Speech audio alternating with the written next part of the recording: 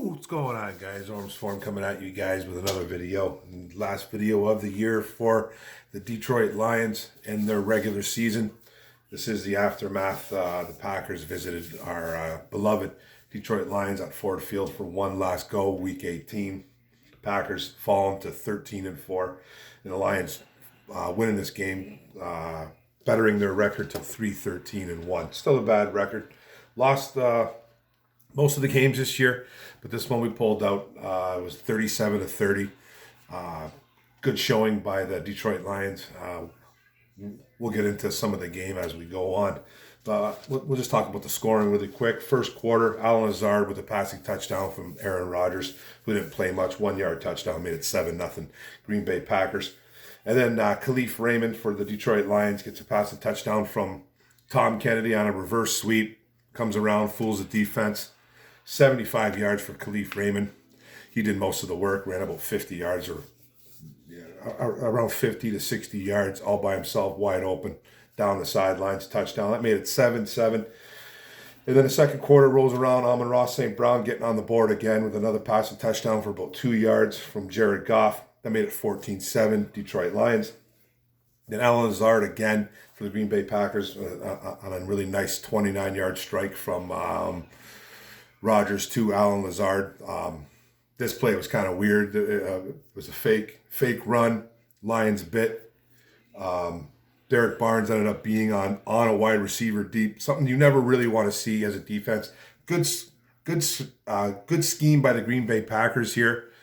Bad scheme by the Detroit Lions. You don't ever want to get a one-on-one with a wide receiver and a linebacker going deep. So kudos to Green Bay in their game plan on that play, but there was a bad defensive draw up by Aaron Glenn and the boys.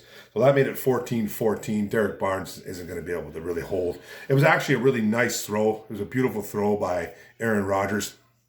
And Derek Barnes had a step behind him, just outreached his fingers. It's a beautiful throw, only a throw that Aaron Rodgers can make. So I'm not even mad at Derek Barnes, but he's never be one-on-one with a wide receiver. But it happened. And then Riley Patterson for the Lions kicks a 34-yard field goal. That made it 17-14 Detroit Lions going into the half. Third quarter rolls around. Brock Wright with a nice touchdown pass from Jared Goff on 36 yards.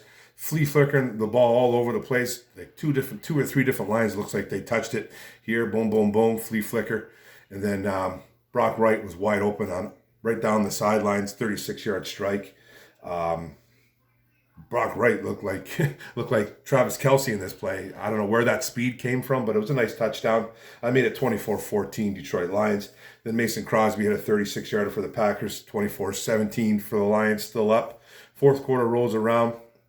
Third quarter, fourth quarter, the Green Bay Packers, they pretty much sat everybody. Rodgers, Adams, anybody else who of big importance that they sat because they already had the number one seed locked up. They got the home field advantage all locked up, so they had their starters starting for the first half of the football game. And then Patrick Taylor, running back for the Green Bay Packers, had a 1-yard plunge. I made it 23-24, still up. The Detroit Lions, they missed a 2-point conversion. Green Bay. Mason Crosby missed an extra point down the line somewhere here too. I forget where it was. And then Riley Patterson hit another field goal for 36 yards. That made it 27-23. And then Josiah DeGuara on a pass from Jordan Love, I believe it was, 62-yard pass, kind of like a little bit of a dump off, and then DeGuara did all the work. And he ran 62 yards for a touchdown. That made it 30-27. I think that's where Crosby missed the extra point. And then DeAndre Swift had a touchdown run of about 14 yards. There was under 2 minutes here to go. I think it was about 1:54. And DeAndre Swift scored a touchdown on a nice little run, end around touchdown run. That made it 34-30 for the Detroit Lions. And then Patterson knocked it off with another Riley Patterson field goal. That made it 27. It was a 27-yard field goal. That made it 37-30 Detroit Lions, and that was the end of the score. And then back to that Swift touchdown. I know a lot of Lions fans were upset that they actually won this game with under 2 minutes to go. Not sealing their pick for the number one pick. They still ended up picking number 2 overall because Jacksonville ended up mollywhopping the Indianapolis Colts, which was kind of funny. The Colts just can't beat Jacksonville at all. In Jacksonville, it seems like they haven't won there for 6-7 years. So, and Lions fans were upset that we actually won this game against the Packers because we could have locked up that number 1 pick because Jacksonville ended up winning. So every Lions fan thinks we should have lost. It's not the way it goes, guys. You guys got to grow up on that situation. You got to build some type of winning culture here. Winning that game is okay. It's not like we fell from 2 to 10. We locked up at 2. We're picking right behind the Jacksonville Jaguars at number 2. Everybody just calmed down. It was a good win by the Lions, even though we played their second, third, fourth string guys in the second half. That's just, you have to start building some type of winning culture here by winning football games. So it's just not all about losing every single time. So we're still going to get a great pick. Number 2 overall. Everybody just calm down about it. But the Packers stats, I'll start off with. Rodgers went 14 for 18. He was really good in the first half. He was near perfect. 138 yards, 2 touchdowns, sacked 3 times though. Jordan Love came in later on. He was 10 for 17 for 134 and a touchdown. Picked off twice, sacked once. A.J. Dillon had 14 carries for 63 yards at a 4.5 yards per carry. Patrick Taylor, they're like third string guy, had 11 carries for 53 yards and a touchdown and a 4.8 yards per carry as well. Receiving, Alan Lazard led the club with 5 catches for 75 yards, a couple touchdowns, 15 yards per reception. And then Josiah DeGuara, their tight end, 3 catches for 66 yards and a touchdown and a 22 yards per reception. He had that long touchdown run. And then Devontae Adams had 6 catches for 55 yards. Devontae Adams surpassing Jordy Nelson, too, for the franchise record for most receiving yards in a season by a Green Bay Packer. Congratulations to Devontae Adams. And then defensively for the Green Bay Packers, Chris Barnes had 7 tackles. Dean Lowry, their defensive tackle, had 4 tackles and a sack. And then Jonathan Garvin had 6 tackles, a young defensive end / linebacker, edge, whatever you want to call him.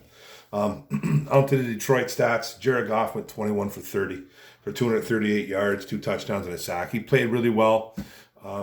He ended it off with a high note. So kudos to Jared Goff playing better in the second half. Now we need to see that continuing in the 2022 season. Tom Kennedy had a pass. He was 1 for 1 for 75 yards and a touchdown, a wide receiver.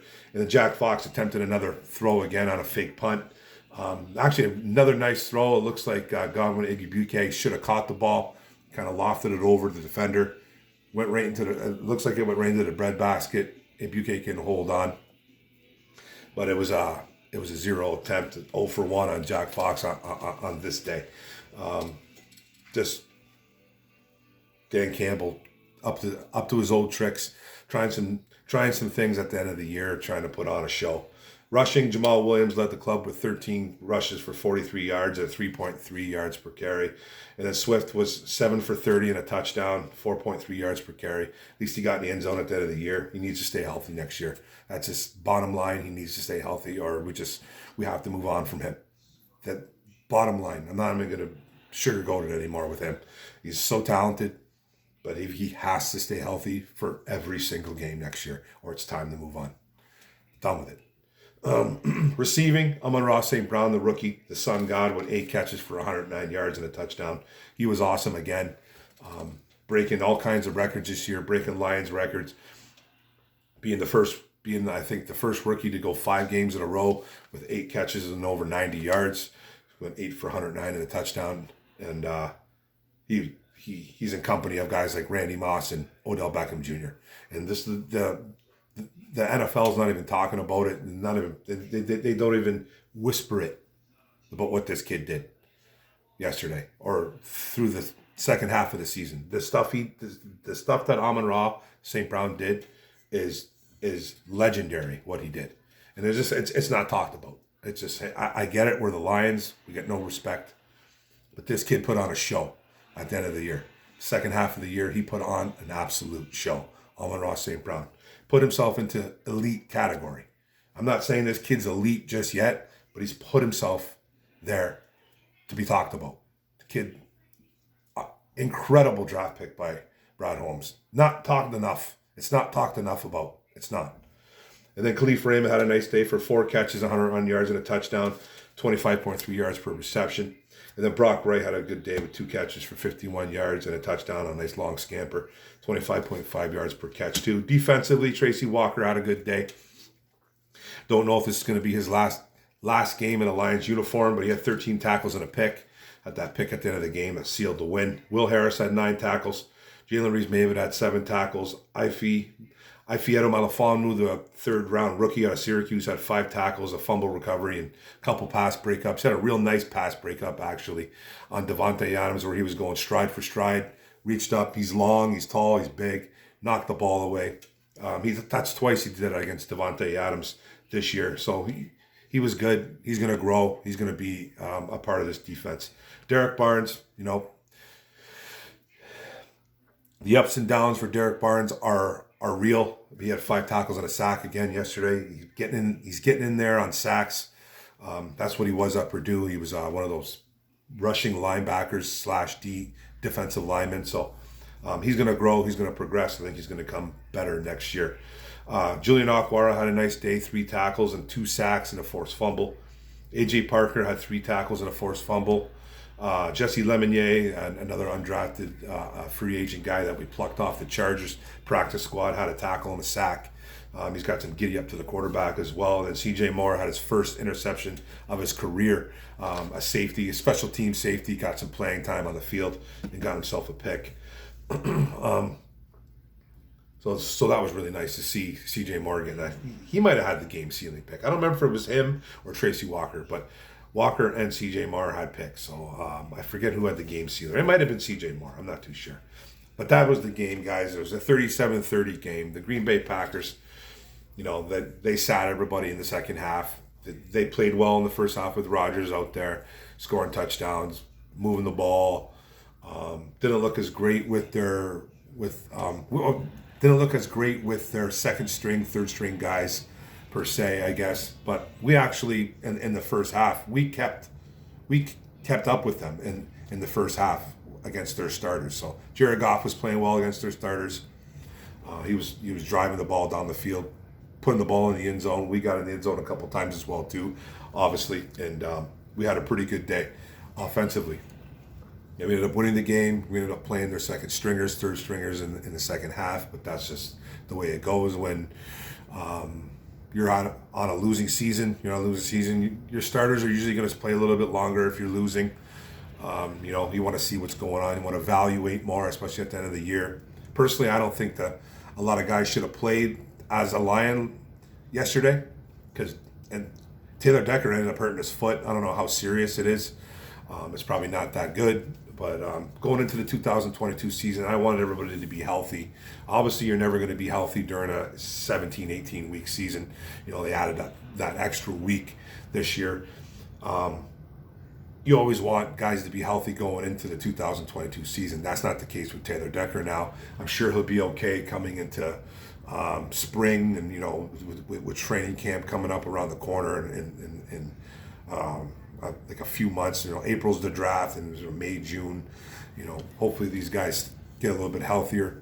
We'll have a look-see and see what happens with Taylor Decker. So hopefully he comes in with a little bit more, fire next year, and hopefully he's healthy to go. But that was the game, guys. 37-30. We ended up beating them. They're, like I said, they're second stringers. They still got guys that can play football, though. They're second stringers, guys like Jose DeGuara. Davante Adams obviously sat, but he had 6 catches on the day. And we ended up on a high note. That's what you want to do as an organization, as a first year regime, and Dan Campbell and his coaching staff, all new guys, Aaron Glenn, all kinds of new guys in that. Kelvin Shepard, DeLeon, the linebacker coach, all of them, all brand new guys coaching. And then a brand new GM, first time GM, Brad Holmes. You want to go out on a winning note. You're trying to build something here. You're trying to build a winning culture. That's what it's all about. That's the only way to build a culture is by winning. Now, you guys know how I had my theories about how we were kind of tanking this season, and I still have that feeling just the way we went into the season, starting the 2021 season, on how everything unfolded, on how, we brought in Jared Goff, and this is all going to be brought up again. I'm going to be talking about this later, but I have my theories on what this team was all about at the beginning of the year, and they were a train wreck for the first half of the year, really bad. We thought we were going to go. A lot of us thought they were going to go 0-17. I thought it was going to be a reality 4 or 5 weeks in. I was like, we're not going to win a football game, and it didn't happen that way. We ended up winning only 3 games, but we ended up winning games down the stretch, winning some home games, and we'll talk about that more. But that was the game, guys. Now I'm going to concentrate on draft picks. I'm going to concentrate on draft picks, draft prospects. I'm going to come out with some grades. I'm going to come up with my preview of the whole team and the season for 2021, and all these videos coming up. I got a bunch of stuff rattled up in there in my brain, and we'll see what happens with those videos. But I got a bunch coming out. But that was it. That's the last aftermath, guys. 37-30. We ended off with a bang. 3-13-1. Not the most ideal year that you want to see, but it's a building year. We'll talk more about that later on. But thanks a lot, guys. Thanks for the video. Thanks for tuning in. Don't forget to hit the subscribe button on the bottom right. Don't forget to hit the notification bell, get all my videos, and like and comment. Tough season. Go Lions. Let's get into the draft now. Boom.